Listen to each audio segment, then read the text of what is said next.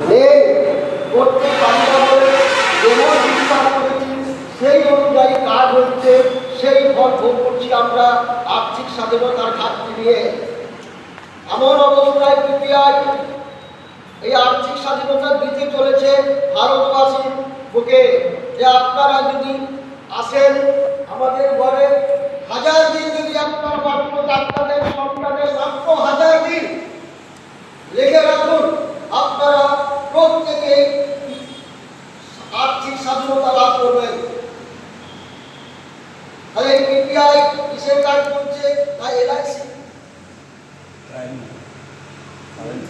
শোনা যাবে, বলুন। ভাই বলুন স্যার। পিপিআই এলআইসির হাত ধরে কাজটা করছে।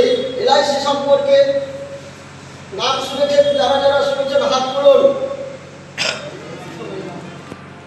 যাক, এলআইসির নামটা সবাই শুনেছে। এলআইসি কিভাবে সৃষ্টি হয়েছিল? এলআইসি 243টা কোম্পানিকে নিয়ে এলআইসি তৈরি হয়েছিল মাত্র 5 কোটি টাকা নিয়ে। নাম হয়েছিল ভারতীয় জীবন বীমা কর্পোরেশন অফ ইন্ডিয়া।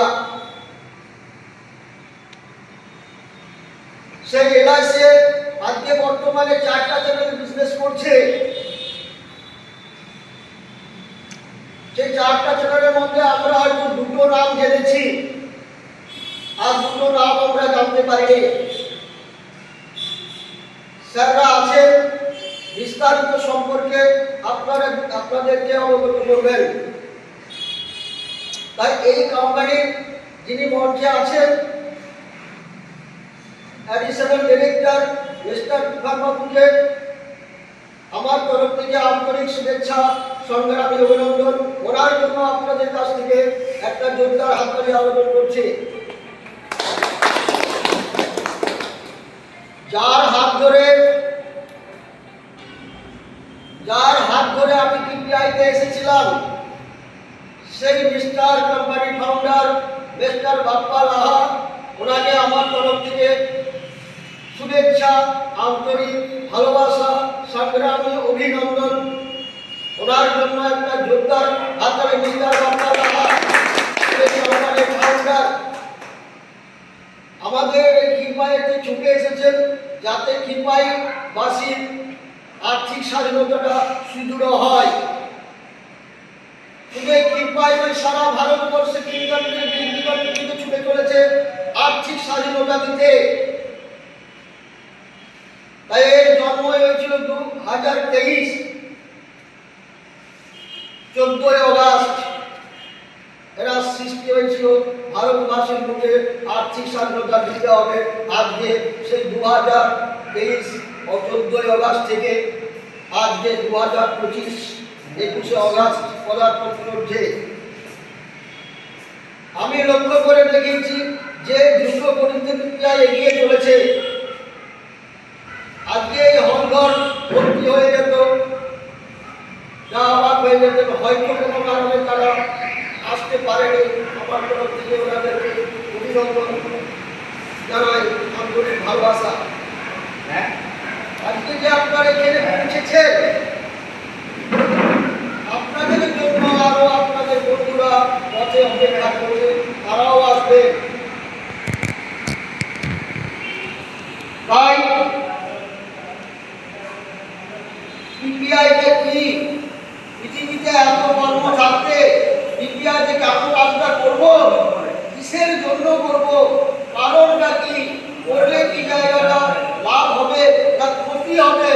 আজকে পিপিআই এসেছে, কালকেই শুধু খিরপাই নয় ভারতবর্ষের বুকে থাকবে, এর কোনো নিশ্চয়তা আছে কি? তো বন্ধুরা জেনে যান, এমনই একটা সিস্টেম, আমরা যদি নিজে থাকি না থাকি, যদি আমরা সেই জায়গাটা তৈরি করতে পারি, জেনারেশন টু জেনারেশন আর্থিক স্বাধীনতা পেয়েই যাবে। আমাদের কল্পনার বাইরে, কখনো ভাবতেই পারিনি আমি যে কাজটা করি তাতে আমার অবর্তমানে জেনারেশন আর্থিক স্বাধীনতা পাবে। পিপিআই যদি আপনারা থাকেন, আমরা যদি থাকি বা না থাকি, আপনার জেনারেশন টু জেনারেশন সেই আর্থিক স্বাধীনতাটা ভোগ করবে। আপনারা দেখেছেন এলআইসিতে 3 বছর টাকা দিতে হলে না দিলে টাকাটা পাওয়া যায় না, এই সিস্টেমটা চলেছিলেন। তারপরে সেটা হলো 2 বছর না দিলে এলআইসিতে টাকা পাওয়া যায় না। এখন বর্তমানে সেটা হচ্ছে 1 বছর দিতে হবে, আপনার টাকা গ্যারান্টেড থাকবে, ল্যাপস হবে না। কখনো শুনেছেন কি এলআইসিতে একবার প্রিমিয়াম দেবে, ম্যাচুরিটি পর্যন্ত প্রিমিয়ামটা রানিং চলবে? আমরা অবাক হয়ে গেছিলাম যে একবার টাকা দেবো, আপনি ম্যাচুরিটি পর্যন্ত থাকবে এবং যে টাকা বিমা দিব সে টাকা লাগবে না, মাত্র আপনার মান্থলি যা প্রিমিয়াম করবে তার 62 টাকাটা দিতে হবে, বাকি টাকাটা দিতে হবে না এবং ম্যাচুরিটি পর্যন্ত আপনার চলতেই থাকবে। তাই সিস্টেম এসেছে APPS, অটোমেটিক প্রিমিয়াম সিস্টেম। আমার খুব ভালো লাগলো, আমি কিন্তু শুনে দুঃখের পলিসি নিয়ে দিয়েছিলাম এবং আমার বন্ধুদেরকে অবগত করেছিলাম। তারা একটাই কোশ্চেন করেছে, স্যার আপনি আছেন তো? আমি ওনাদেরকে বলেছিলাম আমি যদি না থাকি আপনাদেরকে কেন রাখবো আর্থিক স্বাধীনতা দিতে? তারা হায়ার এডুকেটেড, সার্ভিস করেন, ডাক্তারি করেন। আর 4টা দৃষ্টিতে বন্ধুদের আমি বিজ্ঞান অবগত করতে পেরেছি। তাই টিপিআই